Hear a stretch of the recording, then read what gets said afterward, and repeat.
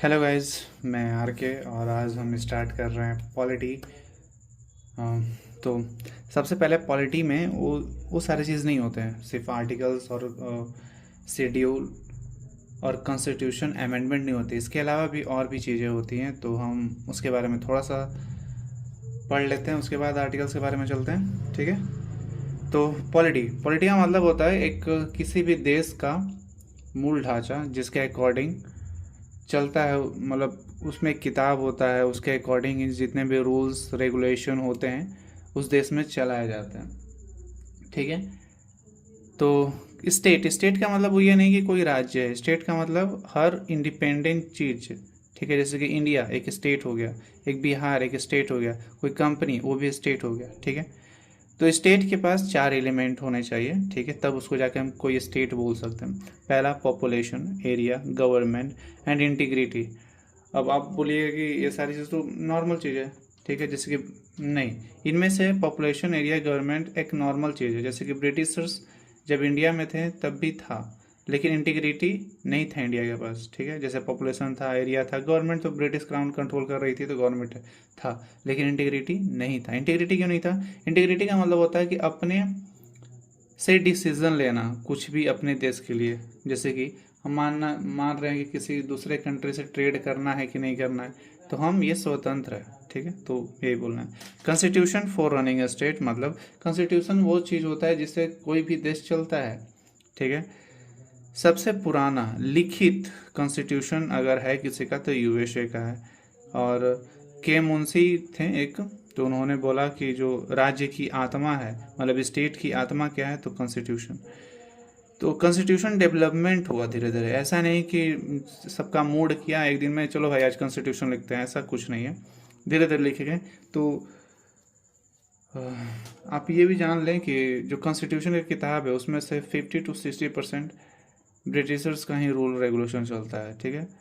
तो मैं बस बता रहा हूँ, बाकी और भी चीज़ें नए नए दूसरे दूसरे कंट्री से लिए गए। कुछ अच्छी चीज़ें ले लिया गया और ख़राब चीज़ों को छोड़ दिया गया। जो हमारे लिए गुड था उसे हम रखें, जो नहीं अच्छा था, हमारे कैपेबल नहीं था, तो हम उसे छोड़ दें।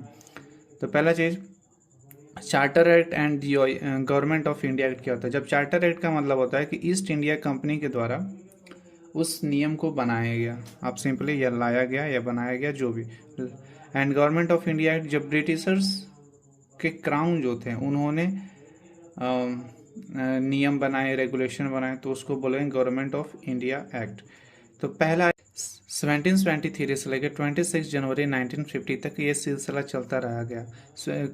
चार्टर एक्ट से स्टार्ट हुआ और गवर्नमेंट ऑफ इंडिया एक्ट से ख़त्म हुआ। कब लास्ट आया? तो 1950 तक आया, याद है, हाँ 1950 तक आया। तो ये सिलसिला चलता रहा। 1600 में एलिजाबेथ फर्स्ट ने परमिशन दिया कि भाई जाकर व्यापार करो ईस्ट के साथ, मतलब इंडिया और भी जो कंट्री है, चाइना वगैरह, एनीथिंग जिसके साथ आपको करना है कीजिए। 23 जनवरी 1757 को बैटल ऑफ प्लासी होता है, हम सब जानते हैं। 1757 को हुआ। इसमें कौन जीतता है? ईस्ट इंडिया कंपनी बंगाल के साथ हुआ था। और इसको हेड कौन कर रहा था? तो क्लाइव कर रहा था। और ये एक, अब जान रहे हैं कि एक अच्छा लड़ाई नहीं था, एक मतलब आप घुसखोरी लड़ाई भी बोल सकते हैं। ठीक है। 1764 में बक्सर का युद्ध हुआ। बंगाल, अवध, मुगल साथ में था। जो जो मेन मेन राजा थे उस वक्त, जिसके पास समझो कि इंडिया की मोस्टली पावर थी, वो सारे हार गए ईस्ट इंडिया कंपनी के साथ। और इसका हेड कौन कर रहा था? Hector Munro. 1765 में इलाहाबाद संधि हुई। उन लोग हार गए तो संधि करना पड़ा, और संधि करने के लिए क्लाइव को बुलाया गया। और क्लाइव ने क्या दिमाग लगाया? तो ड्यूअल सिस्टम कर दिया गया।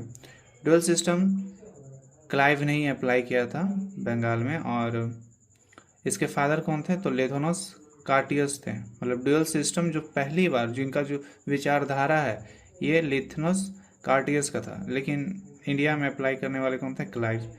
बंगाल में वेस्ट बंगाल, बांग्लादेश, उड़ीसा, बिहार, झारखंड, ये सब आते हैं उस वक्त बंगाल में।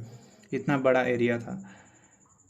ठीक है। और ड्यूअल सिस्टम में था कि जो रिवेन्यू है, मतलब जो टैक्स कलेक्ट किया जाएगा, वो ईस्ट इंडिया कंपनी करेगा भाई। और जो एक्सपेंडिचर है, मतलब खर्चा कौन करेगा? तो भाई नवाब करेगा। तो भाई पैसा रहेगा तब तो करेगा ना। पैसा किसके पास है? ईस्ट इंडिया कंपनी के पास। और खर्चा किसे करना है? तो नवाब के पास। तो इस वजह से बहुत दिक्कत होने लगा। अब सपोज डैट आपके पापा के पास पैसे आ रहे हैं तो वही खर्चा करते हैं, और पापा के पास पैसा आ रहा है और बोलेंगे कि बेटा तुम जाके खर्चा करो। तो पैसा कुछ तो दो, पैकेट मनी ही दो, कम से कम कुछ तो दोगे ना। तो हाँ, कुछ दिया जाता था, बट अब राजा बस नाम के होते थे।